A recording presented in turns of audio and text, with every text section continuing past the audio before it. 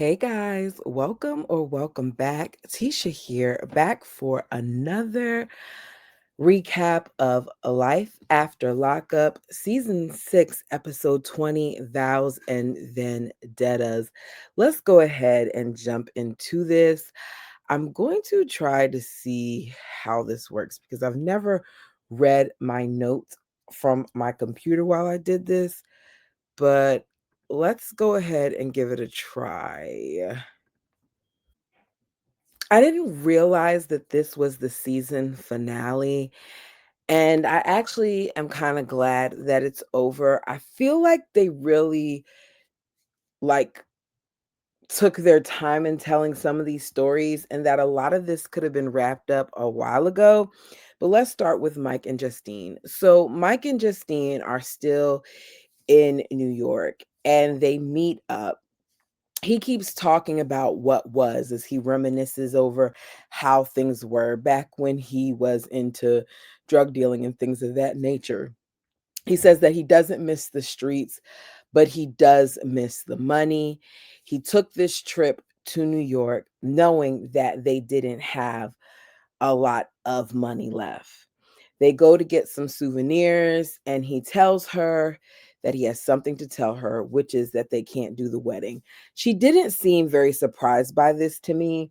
So part of this has me feeling like, okay, we're just here filming the scene. And then part of me wonders if she was just being calm because she knew it didn't serve any purpose to get upset. But he tells her that they have no money. They don't even have $30,000 in the bank. At this point, what they really have is like 15,000. He found out a few weeks ago that one of their cars from their luxury car rental business needs repairs. $31,000 worth for a new engine. When I heard him say $31,000, I was like, $31,000, you might as well just go ahead and get a different car. Like, is it really worth it to be paying $31,000? He thought it was going to be covered, but it's not. So they have to pay it out of pocket. He says he already knew that they didn't have the money to even do this before they even got there. Before they even looked at the one venue that we saw them look at, he knew that they didn't have it. And nobody knows that they don't have it except for her now that he's telling her. She's now upset that they even wasted time looking, especially because it's a thing where his father was involved and his family was involved, and she had her mother fly all the way out. Like, that's really inconsiderate when you think about it, because all these people wasted their time, and in some cases, like her mom, came out there just for you to not even have any intentions of getting this venue anytime soon. And with everything that's going on with her mother possibly losing her nursing license and things of that nature, we know that her mom isn't going to be able to pay for it either. So I don't know what's going on with this, but he tells her that if he had the drug money, that she would get her wedding. She doesn't want to hear about it, and she's to the point now where it kind of annoys her. She feels like he's been out long enough and that his priority just needs to be their family. She rather have him there than not have him in their life, and she says that they could just do the wedding next year. I have no problem with that. My request is please don't make us watch it. I think that Michael and Justine don't have anything to give us. I think that Michael and Justine are doing okay. I don't know about their businesses, but I want to see something else other than these fake storylines, because this feels very fake to me. That's basically all we got from Michael and Justine. That's why I'm saying, like, why are they on the show if this is all that we're going to get? If we're just going to get these little things here and there where it doesn't really feel like we're getting the genuine stuff that's going on, it's not really making sense to me. But we go from Michael and Justine to, oh, let's go ahead and talk about these people. Oh, goodness gracious. Hold on a second. These two are on my nerves. So we have Will and Courtney, you guys. I don't understand why we're still talking about these people. I thought we were done talking about them last week. But Courtney and Will are still going back and forth about what was what, versus, what was when they were together versus what is now that they're not. We find out that 2 days ago, after all that arguing that the both of them did in that rain when he came to her house, that they decided that it was a good idea for them to have sex, or as she puts, they made love. It's her words. They're very toxic, and she says it. She says that they're a toxic couple. They argue and then they make up and sleep together and then they argue again. So after they were done sleeping together, at some point, because she's living with other people, he got into an argument with some of the people in the house. He didn't feel like Courtney had his back and she kicked him out, as she should. She, at that point, I think, was staying in the house with Mark. Not with Mark, the house that Mark got her. So it's not a space that's her own, and you could be messing that up for her. And it took some moving around in order to get it. So you would think you would be a little bit more considerate. Like, why are you in there arguing with people? Anyways, so now he's fixated again on the guy that dropped her off.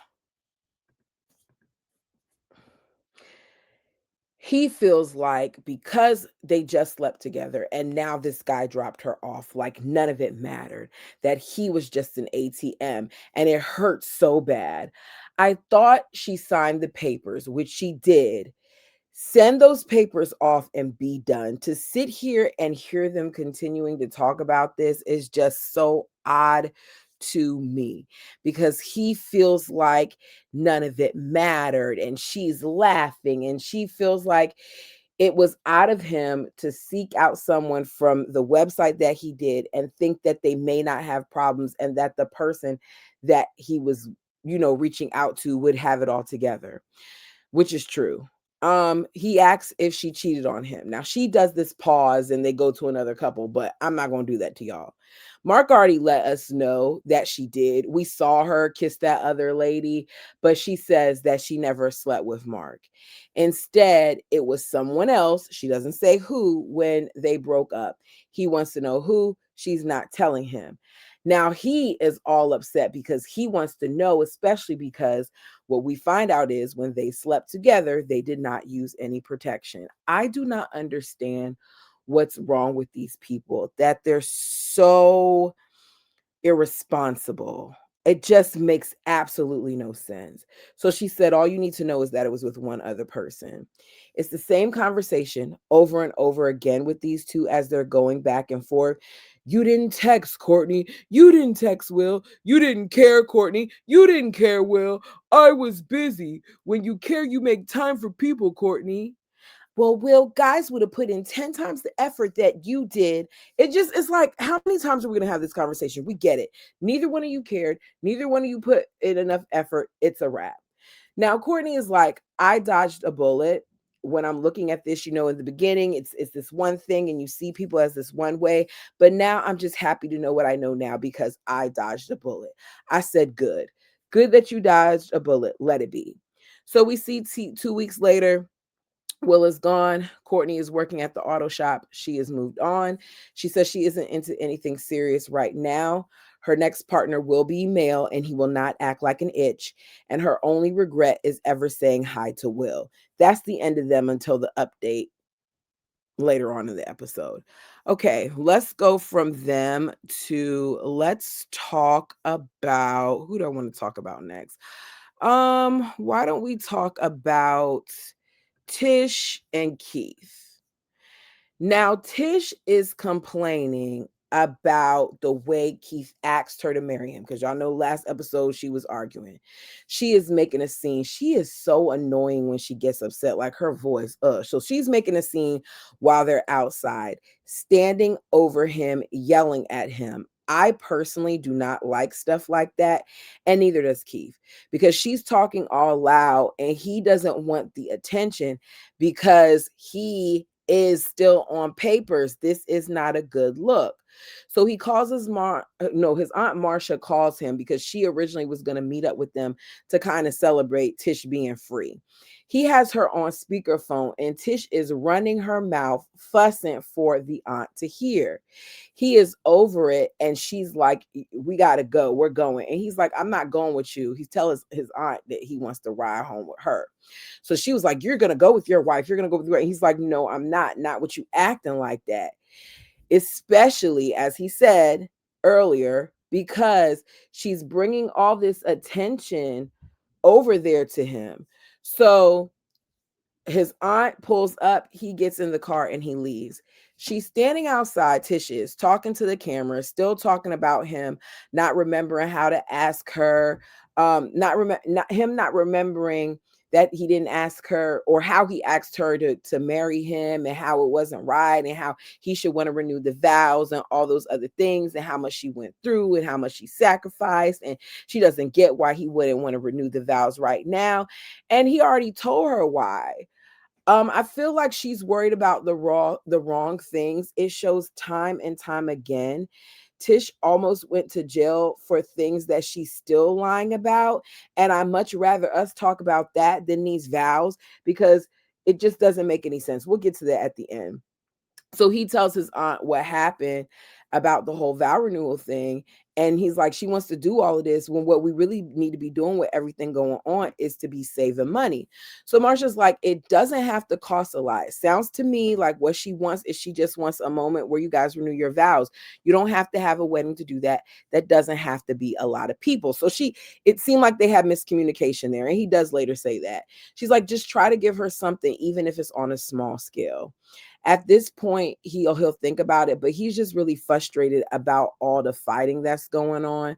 So he comes home to Tish, who is in the bed laying in her street clothes, the same clothes that she wore outside, laying all up under the covers. And I don't know why, but it just bothers me. I was never taught to do that. I was always taught you take your street clothes off before you even bother sitting on the bed. So, seeing it, yeah, it's just something that I thought of. So she's in the bed and she's pouting, talking about her feelings being hurt and him not listening. And he explains that he thought that she meant that she wanted a wedding and there was a misunderstanding. He tells her that he doesn't want anybody else but her. And then he ends up doing a little spill and he gets down on his knee and asks her to marry him again. She's like, yes. He takes off her $15,000 ring to put it back on her finger. Did I miss something? I know I didn't watch for like a season or whatever, but where the hell did she get $15,000 to buy a ring? Was he hiding money, and he let her use that to purchase it? Money that could have been going to his multiple kids. This is the stuff that makes me feel away, because if you spent $15,000 on a ring, and we know that he has three other children, sir, what did you give the mothers, plural, of your children, instead of paying $15,000 on a ring? But correct me down below if I'm wrong. So a few days later, we see Keith surprises Tish with a vow renewal at what I'm thinking is Botanical Gardens. Their kids are there, his aunt is there, and his mother is there. It's supposedly a surprise, but she was already prepared because she had vows in her phone. So his father is leading out. Her oldest looks like she hates it as usual, but she puts a veil on her and she participates. And we do later see her oldest daughter smile at the end. Um, he reads his vows. Her youngest daughter is crying. She reads hers. She's happy. Tish is thankful for him and the way that he shows up for her and her daughters. And that's basically it for now with them until we get to their update. Let's now talk about yeah, let's get these ones out my way, because Z and her man. Um I really think at this point that's this whole thing with having his mom come there was for storyline. So Troy had his mother hop on a train so she could find out in person that Z is 6 months pregnant. Z is talking about how important it was to let her know because they want to move forward. Yet y'all wait 6 months to tell her. So she walks in with good energy, but it doesn't last long. Does she have alcohol in her mug? Like, what is she drinking? Is it water or alcohol? Because she seems like she's turned up to me. So she asks Troy if he's ready for another kid. He says he is and he's excited, but he's a little sad that his dad can't see it. I need Troy to go and deal with his grief because Troy wears it. He wears it so much that you can kind of see that there's a heaviness on him. And I think that he has a lot of unpacking to do, not with just his grief, but with his childhood and the way that he's raised. He seems to have some abandonment issues and some things going on in terms of his mom. As I said, I kind of skipped out for a while with this show, so I don't know the full story, but I got enough to know that he wasn't raised by her. As he's talking about missing his dad and wishing he could see it, Karen lets him know that his dad is going to look down and see it. She tells him that contrary to what he's been saying, she does love him, even though he was raised by his aunt and his dad, that it hurts her when he says otherwise. She may not have had him, but no, she may not have had him, but she loves him. Um, I don't know how I feel about this. I feel like he feels abandoned by his mom, and that's completely understandable. I know in my family, neither one of my parents were raised by their parents. Part of that reason is because their parents were bringing kids over a little at a time to the United States, so there's that. But I don't feel like there's resentment there, at least not when I talk to. Yeah, I know my dad doesn't resent it. I know my dad is thankful that he grew up with his grandparents. My mom grew up with her aunt for a while. She went to two different aunts' houses for a while. I even lived with one of my aunts for a couple of years when some things were going on. So I feel like I get him feeling away, but there's more to it than her just sending you to an aunt. Like, what was going on in your mother's life? I'm assuming she had problems with something that happened there, but y'all let me know down below. So we get a flashback of the whole thing with him complaining about her not coming to visit him while he was locked up, and she tells him, like, look, you may not have seen me, but I stood by your little Troy and I took care of her. And he's talking about, like, as you should. You don't get a prize for that. To be fair, that's not your mom's job. I disagree with that. I don't feel like it's grandparents' job to raise your children. It's her job to love your child, but she's not responsible to raise your child. You should have been out to make sure that that was done, but at this point, what's done is done. Next thing you know, they're outside arguing with each other, going back and forth. um he feels how he feels, she feels how she feels, but she isn't trying to hear it. The problem with his mom, I think, believe her name is Karen, is that she feels like she doesn't do any wrong in anything. She talks in circles. I think she drinks a little bit too much, and I think she needs to seek some counseling. So they sit down at the table. She lets Z know that she stopped talking to her because she was too involved in what she had going on with her son. Then the next minute, she's fussing, saying that Z should have told Troy to talk to his mama. And I wrote, is she drunk? What in the world? Did she drink the entire time she was on the train? This is just wild. So as she's talking, I also wrote, this man has so many unresolved issues, as does his mother, and it will not be fixed in this one setting. Where is the therapist? So now Karen is upset because she's thinking about the fact that they didn't tell her that Z was pregnant and Z is so far along. I personally was surprised she wasn't more upset about that, because if I were in that situation and I knew that all these other people knew, I personally, my feelings would be hurt. But it doesn't last too long. She feels like they're trying to make her look stupid. They say that's not the case. Z feels like you're saying I'm trying to make you look stupid, but I'm trying to help resolve things. I'm the reason why you're here in the first place, because I'm the one who asked Troy to come here. It's giving that y'all wanted her to film with you guys, because why is it that we hadn't seen you? Like, you had the whole situation with the memorial and all that other stuff, and then here we are 5 months later, like y'all had nothing else to give other than this. I don't know, they could go away.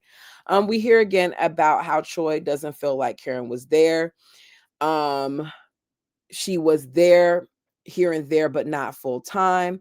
We find out that she had things going on. It basically sounds like a bunch of unresolved trauma.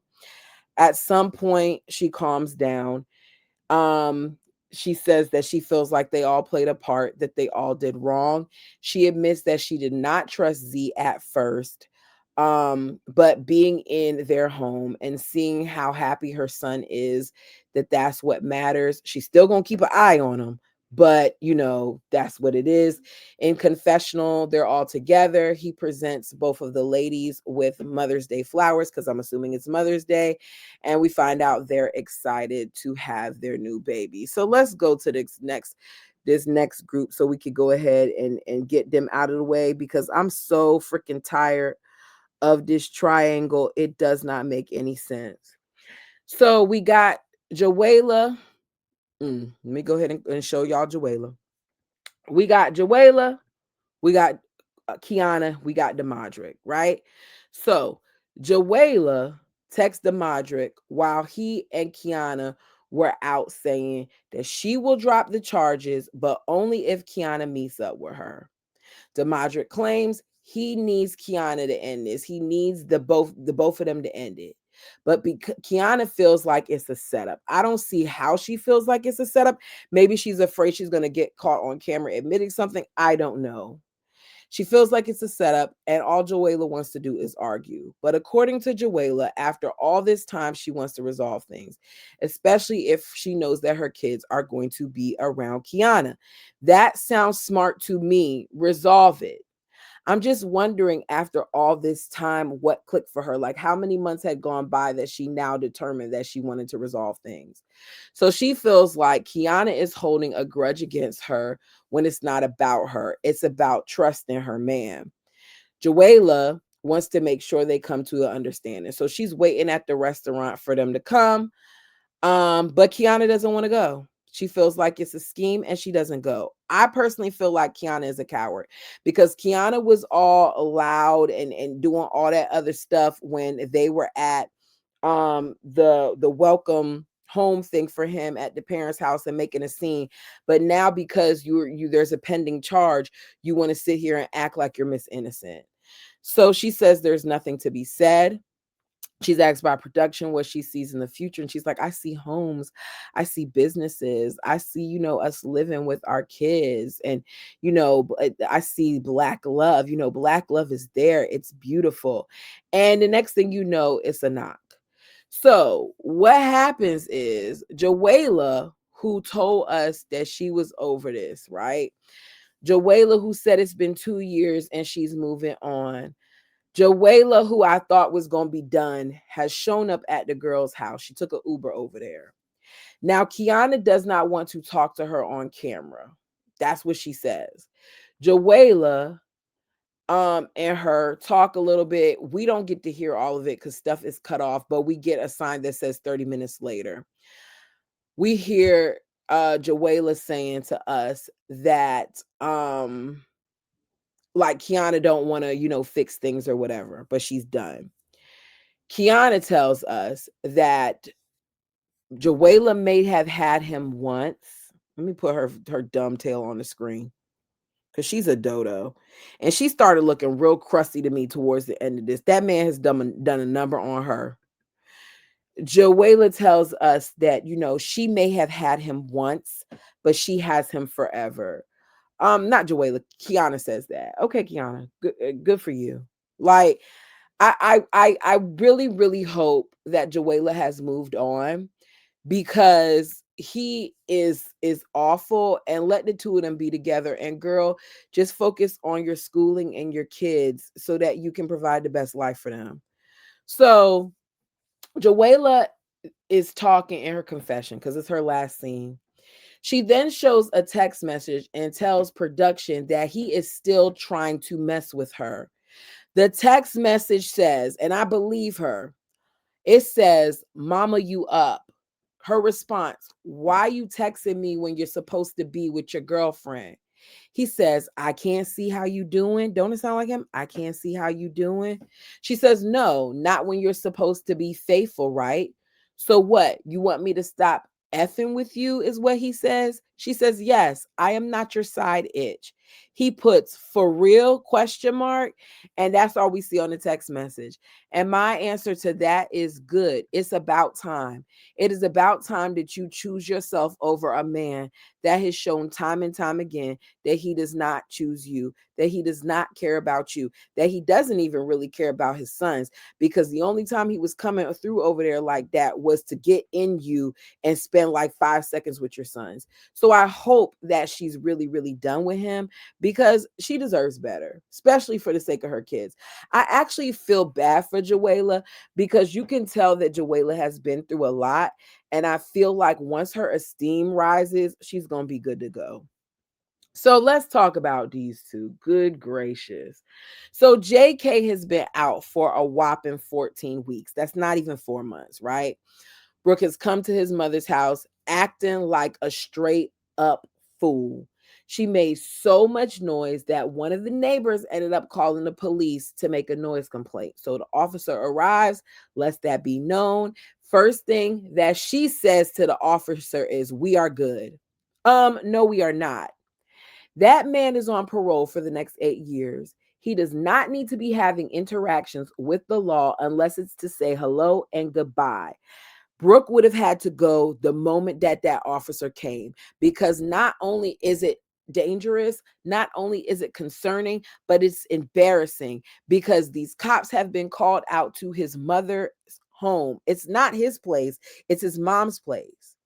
So they stopped filming, and we find out that they had to insist that everything was okay, and the officer left.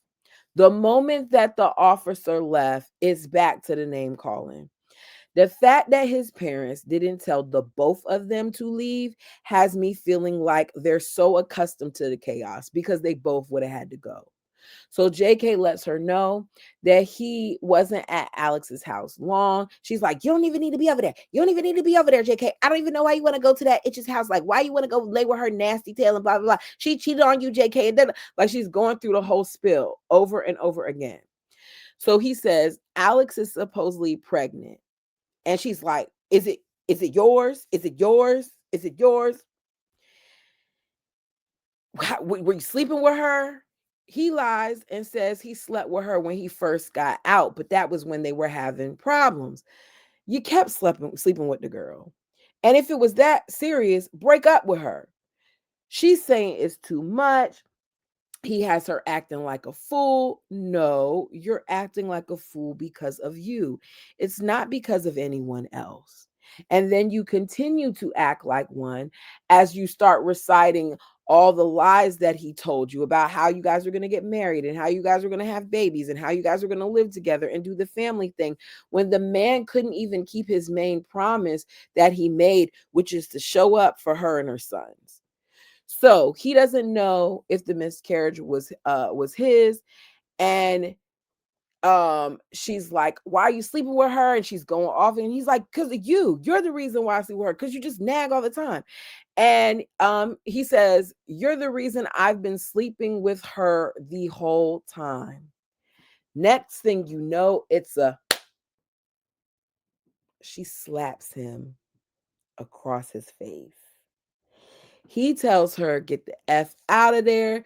She's arguing as she walks off, and she's telling us that she's ending the relationship. I would hope so. He then walks in the house, calling her all types of itches and out of her name, and Kathy tells him to stop. She tells him that he has a felony and he is on parole, and that girl is the type of girl who will send you back. He's sending himself back with his actions, not just that girl. So she says, break it off and stop worrying about these females. He tells us that he loves Brooke, but she disrespected his mother's house and slapped him. I noticed that Brooke's car won't that white car when she pulled out there. She got a new car. So maybe her check came in from the show, or maybe her door dashing was doing good, but she switched it up. So he says he has no regrets. Later, we see Brooke. Now that Brooke is single, she has time to spend with her sons, and she takes them out for ice cream to let them know that she and JK broke up. Her 9-year-old son says, "He doesn't deserve you.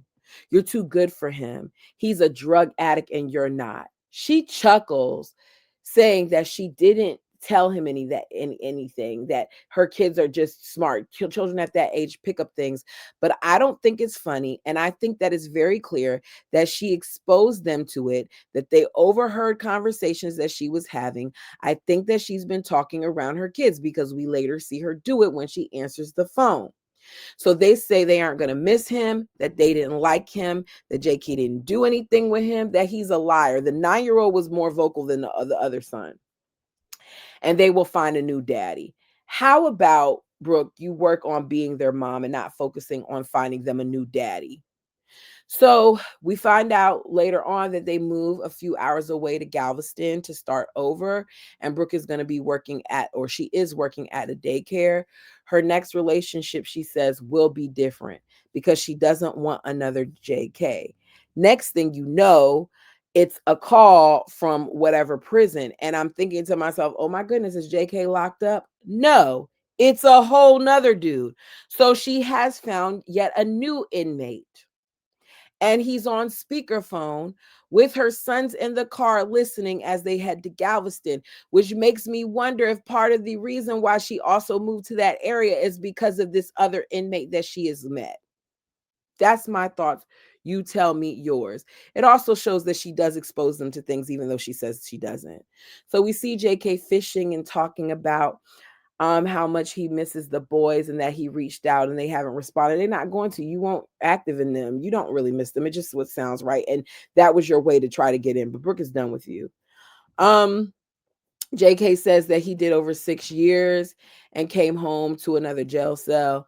He says Alex isn't about to happen because she has too much baggage for him. You didn't say that when you were sleeping with her, but now it's a thing. At this point, he's just ready to do him. The update shows us later that Alex did have a baby girl and they're waiting for the DNA test results. We see Will is dating. Oh, maybe I should have showed these people. No, I'm just going to go back to the main slide. I ain't got time to click through everybody. Will is dating. Courtney has a new boyfriend. Justine and Mike won't be having a wedding until 2026. Keith is still trying to get custody of his son. And Tish, after filming, was arrested again for forgery and identity theft. The case is ongoing. Little Troy is going to be staying with her dad and her stepmother and her stepbrother for the summer as they wait upon the arrival of their son.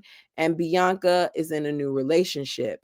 Daniel did 90 days in treatment. He lost his job and apartment, and he now lives in a sober living apartment or home facility, they said, I think. Kiana and Demadric are still living together. Him and Joella are just co-parents. Joella dropped the charges and the case was dismissed. And I said, okay, so we spent all that time just for her to drop the charges and didn't even really get to have the closure that she wanted. Okay, got it. That's all. Y'all let me know overall how you rate this season. Thank you guys so much for joining me. Like the video as it helps my channel. Until next time.